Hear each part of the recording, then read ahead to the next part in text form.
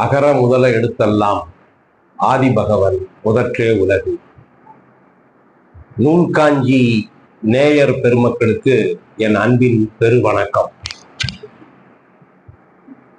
நூல்காஞ்சியில் நாம் தொடர்ந்து தமிழ் அறிஞர்களை பற்றி சிந்தித்து வருகிறோம்.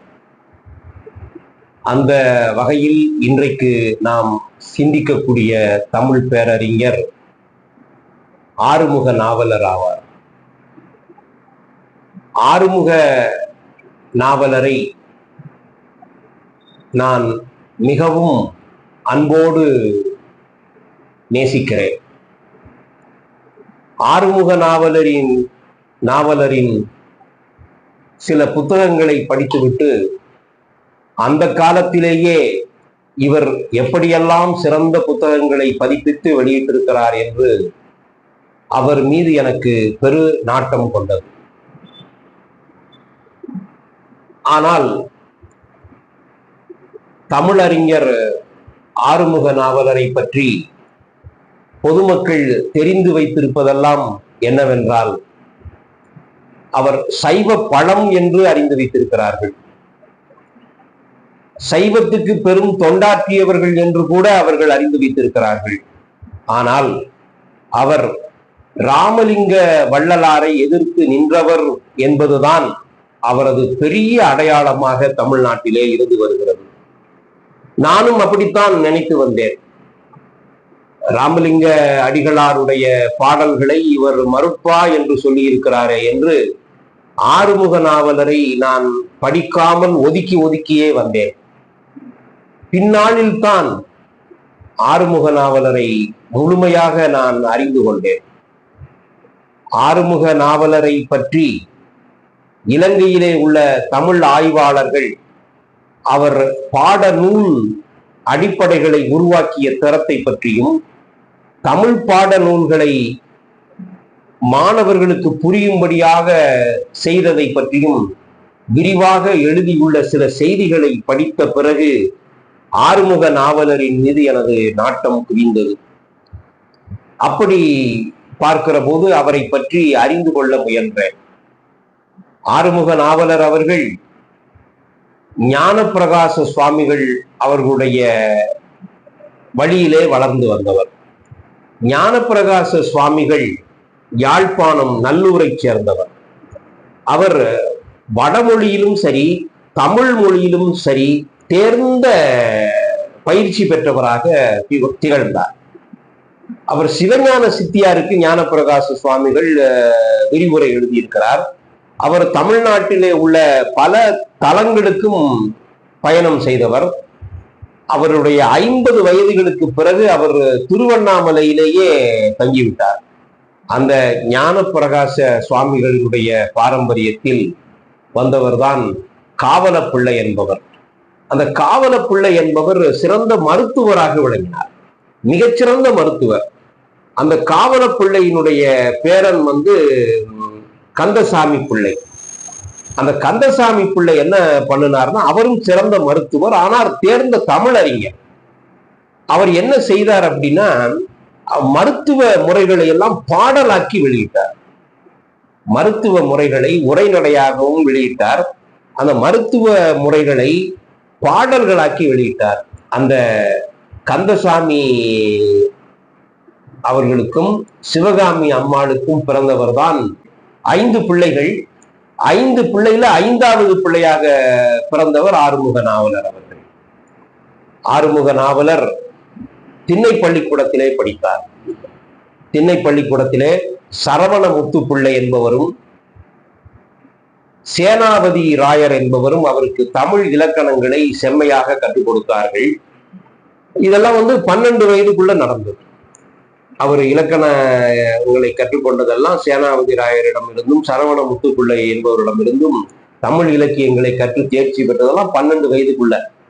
அதற்கு பிறகு அவர் மிகச்சிறந்த அறிஞராக விளங்கிய பெர்சிவல் பாதிரியாரிடம் ஆங்கிலத்தை கற்றுக்கொண்டார்.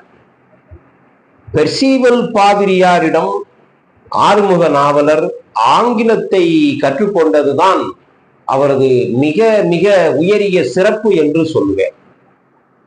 அப்புறம் தான் படித்த பள்ளிக்கூடத்திலேயே அவர் 14 ஆண்டுகள் ஆசிரியராக பணிபுரிந்தார். அப்படி அவர் ஆசிரியராக பணிபுரிந்த போது அவர் மாணவர்களுக்கு பாடம் கற்பித்த விதம் என்பது புதுமையானது. இந்த காலத்துல நம்ம செய்து கொண்டிருக்கக்கூடிய கல்வித்துறையிலே செய்து கொண்டிருக்கக்கூடிய புதுமைகளை எல்லாம் ஆறுமுக நாவலர் அந்த காலத்திலேயே செய்தார். கல்வி பணியில் அவர் மிக மிக முக்கியமான சீர்திருத்தங்களை கொண்டு வந்தார். மாணவர்கள் மனப்பாடம் செய்யக்கூடாது, புரிந்து படிக்கணும் அப்படிங்கிற உணர்வை அவர் மாணவர்களிடம் எழுப்பினார். பெர்சிவல் பாதிரியாருக்கும் ஆறுமுக நாவலருக்கும் உண்டான உறவு என்பது நான் எண்ணி எண்ணி பார்த்து வியப்பேன். ஆசிரியருக்கும் மாணவருக்கும் இப்படிப்பட்ட உறவா அப்படின்னு எண்ணி பார்ப்பேன். பெர்சிவல் பாதிரியார் ஆறுமுக நாவலரை மிகவும் மிகவும் அன்போடு நேசித்தார். ஆறுமுக நாவலர் பெர்சிவல் பாதிரியாரை ஐயா ஐயா என்றுதான் அழைப்பார். பெர்சிவல் பாதிரியாரிடம் ஆறுமுக நாவலர் 1834 இருந்து 1841 வரை ஆங்கில பாடத்தை படித்தார். மிக மிக அவர்கள் 2 பேருக்கும் இருந்த உறவு என்பது எண்ணி எண்ணி பார்த்து வியக்கத்தக்கது. அவ்வளவு செம்மையாக ஆங்கில பாடத்தை ஆறுமுக நாவலருக்கு பெர்சிவல் பாதிரியார் கற்பித்தார். 1834 இருந்து 1841 வரை மிகச் சிறப்பாக கற்றுக்கொண்ட நமது ஆறுமுக நாவலர் அவர்கள் 1849 சைவ ஞான பிரகாச வித்யாசாலையை தொடங்கினார். சைவ ஞான பிரகாச வித்யாசாலையில் மாணவர்களுக்கு எப்படியெல்லாம் பாடம் கற்பிக்க வேண்டும், எவ்வளவு புதுமையாக அவர்களுக்கு சொல்லித்தர வேண்டும் என்பதை அவர் பெர்சிவல் பாதிரியாரிடம் பயின்ற ஆங்கில வழி மூலமாக தெரிந்து கொண்டார். ஆங்கில வழி மூலமாக தெரிந்து கொண்ட அந்த பாடத்திட்டங்களை எல்லாம் தான் 1849 நிறுவிய சைவ பிரகாச அந்த வித்யாசாலையில் மிக மிக ஆர்வத்தோடும் உற்சாகத்தோடும் மாணவர்களுக்கு வழங்கி மகிழ்ந்தார். நம்ம பெர்சிவல் பாதிரியாரும் எப்படின்னா, தமிழின் மொழியினுடைய சிறப்பை எல்லாரும் அறிந்து கொள்ள வேண்டும் என்று நினைப்பவராக இருந்தார். இவங்க 2 பேருக்கும் நல்லுறவு இருந்தது. ஒருவருக்கொருவர் இவருடைய சைவ பற்றில் பெர்சிவல் பாதிரியார் குறுக்கிடவில்லை. பெர்சிவல் பாதிரியாருடைய அந்த கிறிஸ்தவ சமய பணிகள்ல இவர் குறுக்கிடவில்லை. அவர்கள் வழியிலே பயணித்தார்கள் என்பதுதான் நம்ம எண்ணி பார்க்க வேண்டும். 1834 இருந்து 1848 வரைக்கும் அவருக்கு ஆங்கிலேய பாதிரியார்களிடம் மிக நெருக்கம் ஏற்பட்டது. மிக மிக நெருக்கம் ஏற்பட்டது. அந்த நெருக்கம் அவர் புதுமைகளை கற்றுக்கொள்வதற்கும் தமிழ் பணியில மிக நல்ல சீர்திருத்தங்களை கொண்டு வருவதற்கும் அடிப்படையாக விளங்கியது. முக்கியமான ஒரு ஆறுமுக நாவலரை பற்றி ஒரு முக்கியமான செய்தி என்ன அப்படின்னா, அவர் விவிலியத்தை, பைபிளை முதலில் தமிழில் மொழிபெயர்த்தவர். அதுதான் மிக முக்கியமான செய்தி. அவரு நம்ம ராமலிங்க வள்ளலாரை எதிர்த்தார், மறுப்பா என்று சொன்னார், அப்படியெல்லாம் அதன் மூலமாக அவர் பிரபலமானார் என்பதை காட்டிலும் அவர் விவிலியத்தை தமிழிலே மொழிபெயர்த்தார் பாருங்கள், அதுதான் மிகப்பெரிய பிரபலம் என்று சொல்லுவேன். அந்த விவிலியத்துல நல்ல சொற்களை பயன்படுத்தினார். நம்ம சைவ நெறியிலே உள்ள சொற்களை எல்லாம் அவர் விவிலியத்துல கொண்டு வந்தார். தேவன் என்கிற சொல்லை அவர் தான் கொண்டு வந்தார். இயேசு பிரானை நாம் தேவன் என்று அழைக்கிறோம். தேவரீர், உங்கள் பெருங்கருணை கடவுளே, உங்களுக்கு வணக்கம் அப்படிங்கிற மாதிரி சொற்களை எல்லாம் அவர் கொண்டு வந்தார். அவர் பாட புத்தகத்துல முன்னுரையாக சில வாக்கியங்களை அமைத்திருக்கிறார். அவருடைய அந்த கால பாட புத்தகங்களை பார்க்கிற போது தெரிந்தது. அவர் சொல்லுகிறார், பெருங்கருணை கடவுளே, உன் பேரருளுக்கு வணக்கம். நேற்று ராத்திரி என்னை பக்குவமாக என்னை காப்பாற்றினீர்கள், அதன் நிமித்தமாக இன்று பகலிலும் நீங்கள் என்னை காப்பாற்ற வேண்டும். எந்த விதமான தப்பு விஷயங்களிலும் நான் ஈடுபடாமல் என்றும் என்றும் ஒழுக்கம் உள்ளவனாக என்னை நீங்கள் காப்பாற்றி ஆதரித்து அருள வேண்டும். அப்புறம் அதெல்லாம் காட்டின அவர் சொல்ற விளக்கம் தான் எனக்கு ரொம்ப பிடிச்சது. நான் இதுவரை படித்த பாடங்களும் இனிமேல் படிக்கப் போகின்ற பாடங்களும் என் மனதிலிருந்து நீங்காமல் என்றும் எனது மனதில் தங்கி அருள தேவரீர் உங்கள் பெருங்கருணை எனக்கு அருள வேண்டும் என்று அவர் ஒவ்வொரு பாடப்புத்தகத்திலும் முன்னுரையாக சொல்கிறார். இந்த அடிப்படைகளை அவர் பைபிளை விவிலியத்தை மொழிபெயர்க்கும் போதும் பயன்படுத்தினார். அதாவது அடைக்கலம்,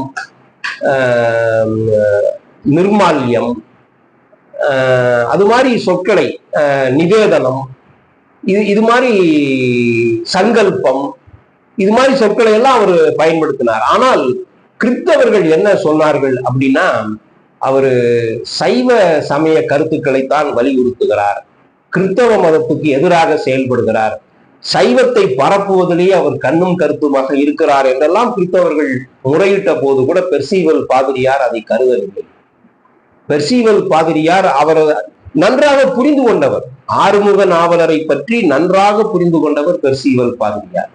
அந்த பெர்சிவல் பாதிரியாரை பத்தி ஒண்ணு முக்கியமா நான் ஒரு விஷயத்தை உங்களுக்கு சொல்ல விரும்புகிறேன். அவரு லண்டனில் இருந்து 1826 திரிகோணமலைக்கு வந்தார். 1826 திரிகோணமலைக்கு பெர்சிவல் பாதிரியார் வந்தாரு. வந்தவர் அதுக்கப்புறம் அவரு சென்னையில மாநில கல்லூரியில பேராசிரியராக பணிபுரிந்தார். அப்போது அவர் என்ன செய்தார் அப்படின்னா, 6000 தமிழ் பழமொழிகளை அவர் நூலாக்கி இருக்கிறார். இது பெரிய அரிய செய்தியாக எனக்கு படுகிறது.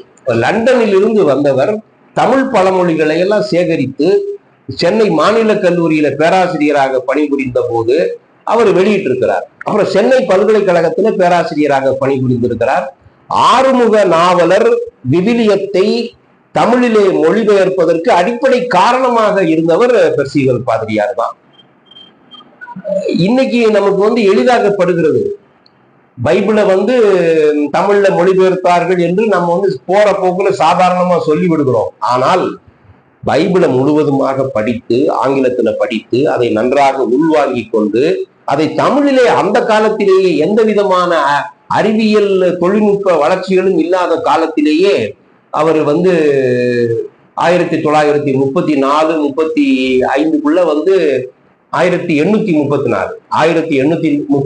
35 அவர் ஆறுமுக நாவலர் விவிலியத்தை மொழிபெயர்த்திருக்கிறார் என்பது மிக முக்கியமான செய்தி. அப்புறம் அவருடைய மிகப்பெரிய பணி என்பது கல்வி பணிதான். ஏராளமான பதிப்புகளை தமிழில் கொண்டு வந்தார். திருக்குறளை பதிப்பித்திருக்கிறார், தொல்காப்பிய விருத்தி உரை எழுதியிருக்கிறார், இலக்கண சுருக்கம், இலக்கண விருத்தி, அப்புறம் கந்த புராண வசனம், கந்த புராணம், திருமுருகாற்றுப்படை, நால்வர் மணி மாலை, இது மாதிரி ஏராளமான நூல்களை அவர் அந்த காலத்துல பதிப்பித்து வெளியிட்டார். அந்த காலத்துல அது பெரிய புதுமை. கந்த புராண வசனம் இதெல்லாம் சாதாரணமானதல்ல. அப்புறம் 11ஆம் திருமுறையை பதிப்பித்து வெளியிட்டிருக்கிறார். அவர் செய்த பதிப்பிலேயே எனக்கு மிக முக்கியமானது என்று நான் சொல்ல வருவது ஆத்திசூடியை தான். ஆத்திசூடியை ஆறுமுக நாவலரை போல கொண்டாடி மகிழ்ந்தவர்கள் யாரும் கிடையாது. ஆத்திசூடியை இன்னைக்கு மக்கள் எல்லாம் படிக்கிறார்கள் என்றால் அதற்கு அடிப்படை காரணமாக இருந்தவர் யாருன்னா ஆறுமுக நாவலர் தான். அவர் ஆத்திசூடியை மக்களுக்கு எடுத்து சொல்லிய பிறகு ஆத்திசூடி விருத்தம், ஆத்திசூடி வெண்பா, ஆத்திசூடி அந்தாதி, ஆத்திசூடி சிந்து, ஆத்திசூடி விருத்தி அப்படின்னு ஆத்திசூடியில பலதரப்பட்ட புதிய ஆத்திசூடி என்றெல்லாம் ஆத்திசூடியை வந்தது. ஆத்திசூடி கதைகளை மக்கள் பெரிய பெரிய அறிஞர்கள் உருவாக்கினார்கள். ஆத்திசூடியை உலகமெல்லாம் பரப்பக்கூடிய வண்ணம் அந்த ஆத்திசூடிக்கு முக்கியத்துவம் கொடுத்தது அவர் தான். அப்புறம் சூடாமணி நிகண்ட மிகச்சிறந்த பதிப்பாக அவர் வெளியிட்டார். பாரதத்தை மிகச்சிறந்த பதிப்பாக வெளியிட்டார். பாரதம், சூடாமணி நிகண்டு இதெல்லாம் அவருடைய அரிய பதிப்புகள் என்று சொல்லுவேன். அப்புறம் தமிழகத்தில் ஜைனம் அப்படின்னு ஒரு புத்தகம், ஆறுமுக நாவலரை பற்றி அதிகமாக எல்லாரும் தெரிந்து வைத்திருக்கக்கூடிய புத்தகம் தமிழகத்தில் ஜைனம்ங்கிறது. ஏன்னா அது சில விமர்சனங்களுக்கு உண்டாகியது. அந்த தமிழகத்தில் ஜைனம் என்கிற நூலில் சைவ சமய கருத்துக்களை அவர் புகுத்தி இருக்கிறார் என்ற குற்றச்சாட்டுகள் எழுந்தன. சைவ சமயத்தில் உள்ள கருத்துக்களை எல்லாம் அவர் அதுக்குள்ள தீர்த்தார் அப்படின்னு சொல்லி அவர் மீது நிறைய விமர்சனங்களை எல்லாம் வந்திருப்பதை நான் படித்தேன். ஆனால் அவரை பற்றிய செய்திகளை முழுமையாக நான் உள்வாங்கிக் கொண்ட பிறகு அவர் சைவ சமய நெறியிலே மிக முக்கியமானவராக இருந்தார். அதாவது அந்த காலத்துல நிறைய இந்து மக்கள் உயர்குடியினர் கிறிஸ்தவ மதத்திற்கு அதிகமாக மாறினார்கள். உதாரணமாக சோழ நாட்டுல ஒரு தம்புரான், அவர் திருவாவடுதுறை ஆதீனத்திற்காக பெரிய புராணத்தை எழுதியவர், பெரிய புராண விரிவுரையை எழுதியவர். அவரு இலங்கைக்கு போறார். இலங்கைக்கு எதுக்காக போறாருன்னா சைவ சமயத்தை பரப்புவதற்காக போறார். சைவ சமயத்தை பரப்புவதற்காக அங்கிருந்து இந்தியாவில இருந்து சென்ற அந்த சோழ நாட்டு கருவூர்கார தம்புரான் அங்க வெசிலியன் அப்படிங்கிற ஒரு கிறிஸ்தவ அமைப்பின்பால் கவரப்பட்டு அவர் கிறிஸ்தவ மதத்திற்கு மாறி விடுகிறார். அவருக்கு ஞான ஸ்நானம் கொடுக்கிறாரு. அந்த வெசிலியன் அமைப்பில் இருக்கக்கூடிய பாதிரியார் அவருக்கு ஞான ஸ்நானம் பண்ணி கிறிஸ்தவராக மாற்றி விட்டார். இவர் என்ன பண்ணினார்னா இவருடைய பெயரை வெசிலியன் ஆபிரகாம் தம்புரான் என்று மாற்றிக்கொண்டார். மாற்றிக்கொண்டு அவர் அங்க கிறிஸ்தவ பிரச்சாரங்களை இலங்கையில பண்ணார். சைவ சமயத்தை பரப்புவதற்காக போனவர் கிறிஸ்தவ மதத்திற்கு மாறி சைவ சமயத்தில் கிறிஸ்தவ மதத்தின் தாக்கம் என்று பேசினார். இது மாதிரி நிறைய உயர் வகுப்பினர் அந்த காலத்துல மாறினாங்க. ஆனா இதற்கெல்லாம் ஆறுமுக நாவலர் ஒரு தீவிர சைவ பற்றாளராக மாறி சைவ சமய பிரச்சாரத்தை செய்தார். மிகப்பெரிய சைவ பணியாற்றி இருக்கிறார். அவருடைய சைவ வினா விடை என்கிற ஒரு நூலை நான் ஒரு 5 ஆண்டுகளுக்கு முன்பாக படித்தேன். நிறைய செய்திகளை சொல்லி இருக்கிறார். அதெல்லாம் இப்ப சொல்லுவதற்கு எளிது. இந்த காலத்துல இதெல்லாம் எளிதா சொல்லிவிடலாம் என்று நினைப்போம். ஆனால் அந்த காலத்துல 1835-39 இது மாதிரி நூல்களை கொண்டு வருவது ரொம்ப கடினம். அவர் 1849 தொடங்கி 1879 வரை பாட நூல்களை பதிப்பித்து வெளியிட்டார். தமிழ் பாட நூல்கள்ல பால பாடங்களை அடிப்படைகளை உருவாக்கியவர் ஆறுமுக நாவலர் என்று சொல்லலாம். ஆறுமுக நாவலருக்கும் மகா வித்வான் மீனாட்சி சுந்தரம் பிள்ளை அவர்களுக்கும் நெருங்கிய உறவு இருந்தது. மிக மிக நெருங்கிய உறவு.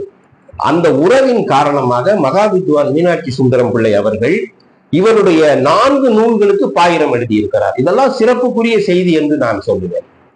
மகா வித்வான் மீனாட்சி சுந்தரம் பிள்ளை பூவே சாமிநாத ஐயருடைய ஆசிரியர்.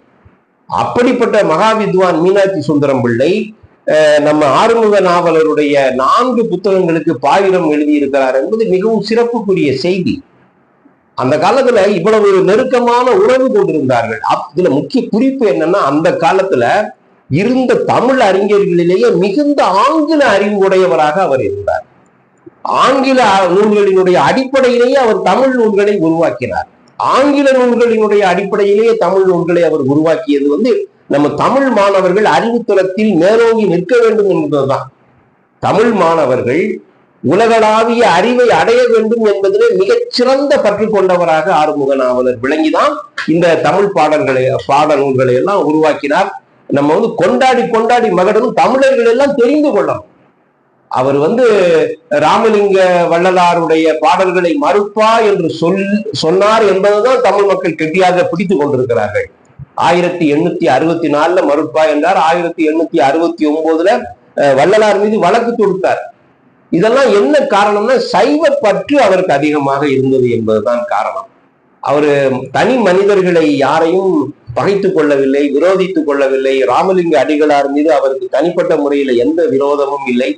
சைவ சமய பற்றின் காரணமாக அவர் இது மாதிரிலாம் செய்தார் என்று நம்ம புரிந்து கொள்ள வேண்டும்.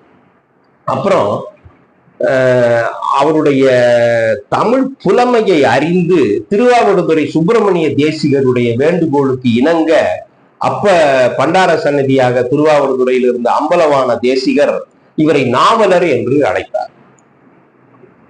ஆறுமுக நாவலரை நாவலர் என்ற பட்டத்தை கொடுத்தது திருவாவடுதுறை ஆதீனம் அம்பலவான தேசிகர். சுப்பிரமணிய தேசிகருடைய வேண்டுகோளுக்கு இணங்க அவருடைய வேண்டுகோளை ஏற்று நாவலர் என்று அழைக்கப்பட்டார். அவர் நாவலர் என்று அழைக்கப்படும் போது ஆறுமுக நாவலருடைய வயது 27 தான். 27 வயதிலேயே இலங்கையிலிருந்து வந்த அவர் தமிழ் பெருமக்களால் கொண்டாடப்பட்டு நாவலர் என்று அழைக்கப்பட்டார் என்றால் அவருடைய தமிழ் தொண்டு எப்படிப்பட்டதாக இருக்கிறது என்பதை நாம் புரிந்து கொள்ளலாம். அப்புறம் இப்படியே அவருடைய வரலாறுகளை படிக்கிற போது அவர் ஏராளமான பதிப்புரைகளை வெளியிட்டு, திருவிளையாடற் புராணத்துக்கு அதை பதிப்பித்து வெளியிட்டிருக்கிறார். அப்புறம் பெரிய புராணத்தை பதிப்பித்து வெளியிட்டிருக்கிறார். இவருடைய பதிப்பிற்கு பிறகு பெரிய புராணத்தை படிப்பவர்களும் திருவிளையாடற் புராணத்தை படிப்பவர்களும் தமிழ்நாட்டிலே அதிகமாகி போனார்கள் என்று ஒரு தகவல். இவரு பெரிய புராணத்தை பதிப்பித்து வெளியிட்ட பிறகு, திருவிளையாடற் புராணத்தை பதிப்பித்து வெளியிட்ட பிறகுதான் ஏராளமான ஒரு தமிழ் மக்கள் அதன்பால் ஈடுபாடு கொண்டு அதை படிக்க துவங்கினார்கள் என்கிற ஒரு செய்தியையும் நாம் அறிய முடிகிறது. இப்படி தமிழ் வளர்ச்சிக்கும் பாட நூல்களினுடைய வளர்ச்சிக்கும் அடிப்படைகளுக்கும் அவர் மிக பெரும் காரணமாக இருந்திருக்கிறார். இவருடைய வரலாறு ஸ்ரீலஸ்ரீ நல்லூர் ஆறுமுக நாவலர் வரலாறு என்று கனகரத்னம் என்பவரால் எழுதப்பட்டிருக்கிறார். அதற்கு பிறகு அருணாசல கவிராயர் என்பவர் இவருடைய வரலாற்றை பாடல்களாகவே எழுதியிருக்கிறார். இதற்கு திருவாவடுதுறை ஆதீனத்தை சேர்ந்த தேசிகர்கள் தான் காரணமாக இருந்திருக்கிறார்கள். அருணாசல கவிராயர் வரலாறு எழுதியிருக்கிறார். அதுபோல அதற்கு பிறகு கைலாச பிள்ளை, கணபதி பிள்ளை, செல்லையா பிள்ளை, சுத்தானந்த பாரதியார் ஆகியவர்கள் எல்லாம் ஸ்ரீலஸ்ரீ ஆறுமுக நாவலருடைய வரலாற்றை மிக அருமையாக எழுதியிருக்கிறார்கள். மிகப்பெரிய தமிழ் பணியாற்றியவர். அவரை தமிழ் மக்கள் புரிந்து கொள்ள வேண்டும். வள்ளலாரை எதிர்த்தார், வள்ளலாருக்கு எதிர் நாயகராக செயல்பட்டார் என்பதெல்லாம் உண்மைதான், மறுக்க முடியாது, அதை மறுக்கக்கூடாது, அது உண்மை. ஆனால் சைவ பற்றின் காரணமாக இவர் அப்படி செய்து விட்டார் என்று நாம் ஏற்றுக்கொள்ள வேண்டும், அதுதான் உண்மை. ஆனால் அவர் செய்த தமிழ் தொண்டை நாம் கொண்டாடி மகிழ வேண்டும். அந்த அவரை பற்றிய வரலாறுகளை படிக்கிற போதுதான் அவர் யார், ஆறுமுக நாவலர் என்பவர் யார், அவர் எவ்வளவு தூரத்திற்கு தமிழ் பற்று கொண்டிருந்தார், சைவ சமயத்தின் மீது எவ்வளவு பற்று கொண்டிருந்தார், தமிழ் வளர்ச்சிக்கு எவ்வளவு தொண்டாற்றி இருக்கிறார், தமிழ் மாணவர்களுடைய பாடநூல்களுக்கு அடிப்படையாக அவர் எவ்வளவு வேலை செய்திருக்கிறார், பால பாடங்களை எப்படியெல்லாம் உருவாக்கினார் என்பதை ஆறுமுக நாவலருடைய வரலாற்றின் மூலமாகவே நான் தெரிந்து கொண்டேன்.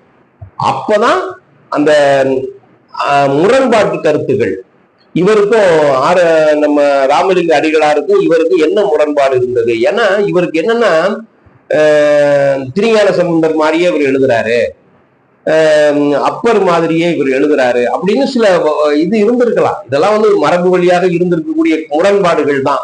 இந்த முரண்பாடுகளையும் மீறி அவர் தமிழ் தொண்டாற்றி இருக்கிறார், மிகப்பெரிய தமிழ் தொண்டாற்றி இருக்கிறார், மாணவர்களுக்கு பாட நூல்களை உருவாக்கி இருக்கிறார். அந்த வகையில் தமிழ் மக்களால் ஆறுமுக நாவலர் நினைக்கப்பட வேண்டியவர், கொண்டாடப்பட வேண்டியவர் என்பதை இந்த நூல் காஞ்சியின் வாயிலாக சொல்லிக் கொள்வதிலே நான் பெருமிதம் கொள்கிறேன்.